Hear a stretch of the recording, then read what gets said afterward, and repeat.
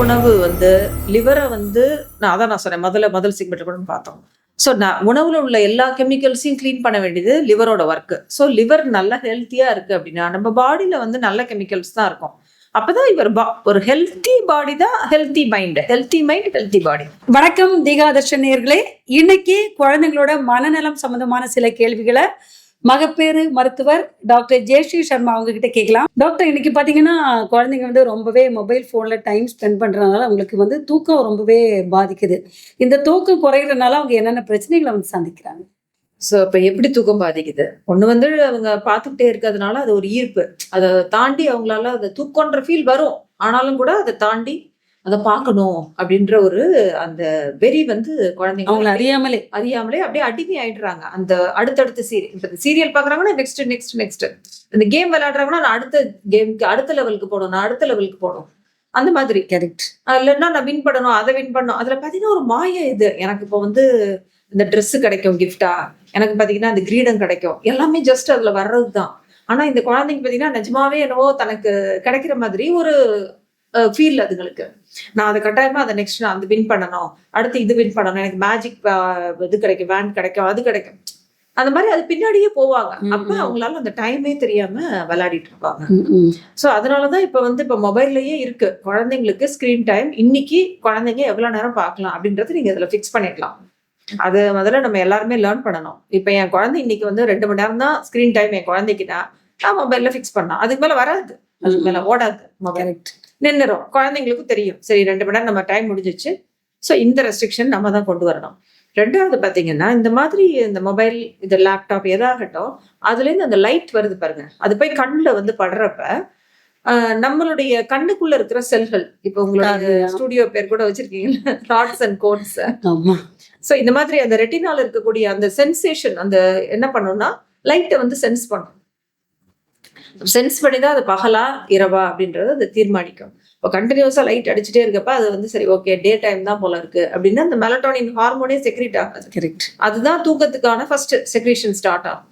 So இதுவும் ஒரு காரணம், தூக்கம் வந்து அதுங்க குழந்தைங்களுக்கு வந்து கம்மியாகிறதுக்கு. இதை விட அடுத்து என்னன்னா அந்த கண்ணுலயே சில பாதிப்புகள் வரும். நம்ம அதை பார்த்துட்டே இருக்கும்போது நம்மளே அந்த அந்த கேம்ஸ் எல்லாம் பார்த்தீங்கன்னா செகண்ட்ஸ் தான், அந்த ஃபிராக்ஷன் ஆஃப் செகண்ட் அந்த பேய் உங்களை அந்த குழந்தை துரத்திக்கிட்டே ஓடிக்கிட்டே இருக்கும். ஒரு செகண்ட்ல கவனிக்கலன்னு டக்குன்னு அது வந்து பிடிச்சிடும், தோத்து போயிடுவாங்க. அதனால அந்த கண்ணை வந்து பிளிங்கே பண்ண மாட்டாங்க, விங்க் பண்ண மாட்டாங்க. அப்ப வந்து கண்ணு வந்து நம்ம விங்க் பண்றப்ப கண்ணு இமைகளை மூடி திறக்கிறப்பதான் கண்ணுல சுரக்கக்கூடிய திரவம் வந்து கண்ணு ஃபுல்லா பரவும். அது கண்ணுல வந்து ட்ரை ஆகாம பாதுகாக்கும், எதுவும் இன்ஃபெக்ஷன் அதெல்லாம் வராம பாதுகாக்கும். அப்ப இந்த கண்ணையே மூடாம அந்த குழந்தைங்க அப்படியே பார்த்துட்டே இருக்கப்ப ஈவன் பெரியவங்களுக்கு கூட இந்த பிரச்சனை வருது. இப்ப ட்ரை ஐ சிண்ட்ரோம் அப்படின்னு நாங்க சொல்லுவோம். இந்த கண்ணு வந்து ட்ரை ஆயிடும், கண்ணு எரிய ஆரம்பிச்சிடும். சாதாரணமா கிளாஸ்ல போய் இந்த குழந்தைய காலைல ஸ்கூல்ல உட்காந்து போர்டை பார்த்தா போர்டு தெரியாது, கண்ணு எரியும். கண்ணையே கொண்டாந்து திறந்து வச்சிருக்க முடியாது. நெக்ஸ்ட் தலைவலிக்க ஆரம்பிச்சிடும். அடுத்தது தூக்கம் இல்லாதனால கான்சன்ட்ரேஷன் கம்ப்ளீட்டா ரெடியூஸ் ஆயிடும். அதே மாதிரி இந்த கேம்ஸோட பேட்டர்ன் பாத்தீங்கன்னா அப்படியே ஃபாஸ்டா மூவ் ஆயிட்டே இருக்கும், முடிஞ்சிடும் அடுத்த கேம். ஸோ அப்போ அந்த கான்சென்ட்ரேட்டிங் அபிலிட்டி அப்படின்றது ரெடியூஸ் ஆயிடுது குழந்தைங்களுக்கு. இப்போ ஒரு 5 நிமிஷம் கூட தொடர்ந்து அவங்களால அவங்களுடைய கவனத்தை வந்து குவிச்சு ஒரு இடத்துல வைக்க முடியாது. இப்போ கிளாஸ்ல மிஸ் 40 மினிட்ஸ் எடுக்கிறாங்கன்னா ஒரு 5 மினிட்ஸ்க்கு மேல தொடர்ந்து கவனத்தை அதுல வந்து வைக்க முடியல. ஒரு கணக்கு போட்டாங்கன்னா மிஸ் திரும்பி இவங்களை எல்லாரையும் பேசி திரும்ப அவங்கள கவனத்தை குவிச்சுதான் அடுத்த சம்முக்கு வந்து அவங்க போக வேண்டியிருக்கு. அந்த அளவுக்கு கவன குறைவு, கவனத்தை வந்து கான்சென்ட்ரேட் பண்ற அபிலிட்டி எல்லாமே ரெடியூஸ் ஆயிடுது இந்த மொபைலுக்கு அடிமையாகும் போது.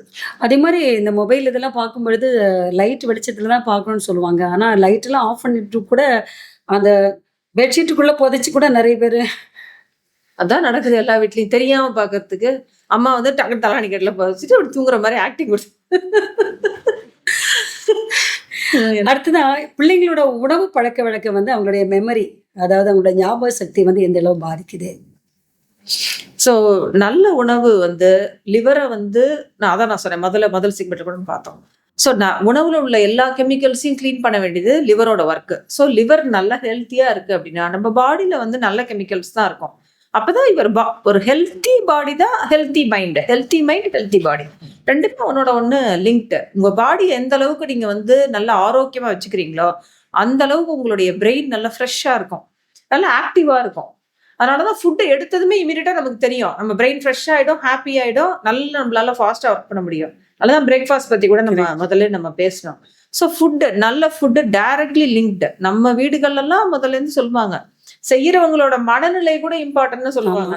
உணவு சாப்பிட்றப்ப ஹாப்பியா சந்தோஷமா நம்ம வீட்டுல நம்ம குழந்தைங்களுக்கு செய்யறோம்னு அந்த தாய் அந்த உணவு செய்யறப்ப அந்த உணவுல இருந்து நமக்கு பிரச்சனை வராது. அதே அன்பையும் பாசத்தையும் கலந்து அந்த உணவு வந்து பரிமாறணும் அப்படின்னு நம்ம வீடுகள்ல அந்த அளவுக்கு முக்கியத்துவம் கொடுப்பாங்க. அந்த உணவை செய்யறவங்களோட மனநிலை கூட அவ்வளவு முக்கியம், அந்த அளவுக்கு சொல்லுவாங்க. அப்படி இருக்கும்போது நம்ம இங்க எங்க பேக்கெட் ஆகி எங்க ரெடி ஆகி எங்க வருதுன்னு அதெல்லாம் ஓகே. நான் வந்து எல்லாருக்குமே அதான் சொல்லுவேன், காலகட்டத்துல அதை அவாய்ட் பண்ண முடியாது. என்னைக்கா ஒரு நாள் ஃபேமிலியோட உட்காந்து ஸ்விக்கில ஆர்டர் பண்ணி சாப்பிடலாம், ஆர்டர் பண்ணி சாப்பிடுங்க, வெளில சாப்பிடுங்க, ஒன்றும் பிரச்சனை இல்லை. பட் அது பழக்கமாக்காதீங்கன்னு தான் சொல்றேன். Don't make it as a habit. தினைக்குமே வந்து நான் வெளில தான் ஃபுட்டு சாப்பிடுவேன்ற பழக்கத்தை கட்டாயமா உண்டாக்காதீங்க. குழந்தைங்களுக்கு கிச்சன்ல அவங்கள இன்வால்வ் பண்ணுங்க. ஒரு காய் நறுக்கிறதோ இல்லை ஒரு பொட்டேட்டோ பீல் பண்ணி கொடுக்கறது, இல்லை ஆனியன் வந்து பீல் பண்ணி கொடுக்கறது, எல்லாமே அம்மாவுக்கு வந்து அந்த காயை வந்து செய்யும் போதுதான் அதுங்களுக்கு தெரியும் இப்படி ஒரு காய் இருக்கு. அது டைரக்டா அது தட்டுல சாம்பாராவோ சாம்பார் காயாவோ வரப்ப அது எப்படி வந்துச்சுன்னு தெரியாது. ஸோ அப்ப அவங்களையும் இன்வால்வ் பண்ணுங்க. பண்றப்ப தெரியும் இந்த காய்னா எப்படி, அதோட உருவம் எப்படி இருக்கும், அது அப்ப அதோட ஸ்டோரியும் நம்ம சொல்லலாம். இது எப்படி கொடியில காய்க்குமா, இல்ல செடியில காய்க்குமா, இல்ல மரத்துல காய்க்குமா, அதெல்லாமும் we can tell. அப்பதான் இதுக்கு பின்னாடி எத்தனை பேரோட உழைப்பு இருக்கு. ஒரு காய் நம்ம அப்படி ஜஸ்ட் லைக் தட் நம்ம த்ரோ பண்றோம். ஆனா ஒரு மிளகா கூட, ஒரு பட்டை மிளகாயை நம்ம அப்படி தூக்கி போடுவோம், சாப்பிட மாட்டோம். அப்கோர்ஸ் அது சாப்பிட வேணாம் காரத்தை. ஆனா அந்த பட்டை மிளகாய்க்கு பின்னாடி அவ்வளோ பேரோட உழைப்பு இருக்கும். அந்த விதையை எடுத்து நட்டு அதை சின்ன கண்ணா வளர்த்து, அதுக்கப்புறம் அது வளர்ந்து தண்ணி ஊற்றி அதை கிளீன் பண்ணி அதை பாதுகாத்து அந்த மிளகாயை பறிச்சு காய வச்சு, நீங்க அந்த மசாலா பொடி ஆட்ல கூட பார்த்திருப்பீங்க, எவ்வளவு வேலை இருக்குன்னு வரிசையை காமிப்பாங்க. அதுக்கப்புறமா அதை அரைச்சுதான் அந்த மிளகா பொடியா நமக்கு வரும். எல்லாம் மிளகாயா காய வச்சு பதப்படுத்தி வரும். அது எவ்வளவு பேரோட ஒர்க் பாருங்க. ஜஸ்ட் லைக் தட் நம்ம அதை வந்து we cannot afford to throw. நம்ம காசு வாங்கி காசு கொடுத்து தான் அந்த பொருளை வாங்குறோம்னாலும் அதோடைய மதிப்பு வந்து நம்ம குழந்தைங்களுக்கு வந்து உணர வைக்கணும். ஸோ அப்பதான் ஒவ்வொரு பொருளும் அது அந்த வேல்யூவோடு தெரிஞ்சு அதை சாப்பிட்றப்ப மகிழ்ச்சியா இருக்கணும். சாப்பிடும்போது இன்னொன்னு ஒண்ணு இம்பார்ட்டன்ட் என்னன்னா, சந்தோஷமா சாப்பிடணும். தேங்க்ஃபுல்லா அம்மா சமைக்கிறாங்கன்னா be grateful to your mother. எப்ப தேங்க் பண்ணி சாப்பிடுங்க. ஈவன் கடவுளுக்கு கூட இன்னைக்கு இந்த உணவு எனக்கு இவ்வளவு சௌகரியமான ஒரு இடத்துல நல்ல ஒரு உணவு எனக்கு வந்து கரெக்டா எனக்கு பசிக்கும் போது எனக்கு கிடைச்சிருக்கு, தேங்க் பண்றது. ஸோ இதெல்லாம் வந்து உணவு அப்படின்னு வர்றப்ப இது எல்லா விஷயங்களுமே வந்து இம்பார்ட்டன்ட். அடுத்ததான் இந்த சில பிள்ளைங்க வந்து நான் பால் சாப்பிட மாட்டேன், நான் முட்டை சாப்பிட மாட்டேன், இந்த காய்கறி சாப்பிட மாட்டேன், இது மாதிரிலாம் சில விஷயங்களை வந்து பிடிக்காது அப்படின்னு ஒதுக்குறதுனாலையும் அவங்களுக்கு அந்த நியூட்ரிஷனல் இம்பேலன்ஸ் வருது. இதனால ஏற்படக்கூடிய பாதிப்புகள் அவங்களுக்கு தேவையான புரோட்டீன், கார்போஹைட்ரேட்லாம் அந்த குழந்தைக்கு தேவையான அளவு உடலுக்கு கொண்டு போறதுக்கு என்ன பண்ணணும்? கரெக்ட்.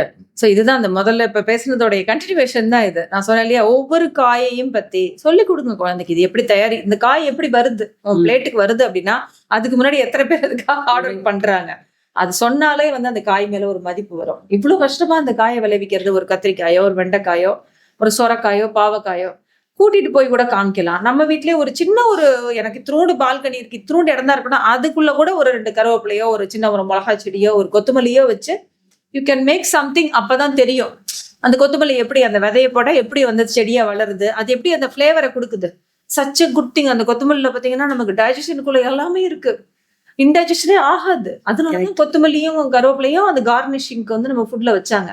சும்மா அந்த விதையை சீடை போட்டு ஒரு பாட்டில் ஒரு மண்ணை வச்சு நீங்க அந்த சீடை போட்டாலே அதுவே வளர்ந்துரும். அது ஃப்ரெஷ்ஷா எடுத்து குழந்தைங்களையே போட வைங்க, ரசத்துல போட வைங்க, இல்லை கார்னிஷ் பண்ண வைங்க. அப்புறம் பாருங்க அவங்க சாப்பிடுவாங்க. இன்வால்வ் பண்ணீங்கன்னா the way they look at the food will be different. அதே மாதிரிதான் பால் சாப்பிடலையா, கம்பல் பண்ணாதீங்க, don't compel the child. But எப்படி அதை மாத்தி கொடுக்கலாம், அந்த பாலையே மில்க் ஷேக்கா மாத்தி கொடுக்கலாம், ஃப்ரூட் ஷேக்கா மாத்தி கொடுக்கலாம், வேற ஏதாவது அதுல ஆட் பண்ணி கொடுக்கலாம். அப்படி எதுவுமே பிடிக்கலையா விட்டுடுங்க. அதுக்கு பால் வந்து வருது, அதை கொண்டு போய் காமிச்சொல்லி புரிஞ்சுக்குவாங்க. இல்ல அப்படியும் பால் பிடிக்கலையா, கோ ஃபார் தயிர், பன்னீர், அது மாதிரி அதர் மில்க் ப்ராடக்ட்ஸ்க்கு போயிடுங்க. அப்ப அந்த பால்ல இருந்து வரக்கூடிய கால்சியம், அதர் நியூட்ரியன்ஸும் இதுல இருந்து வந்துடும்.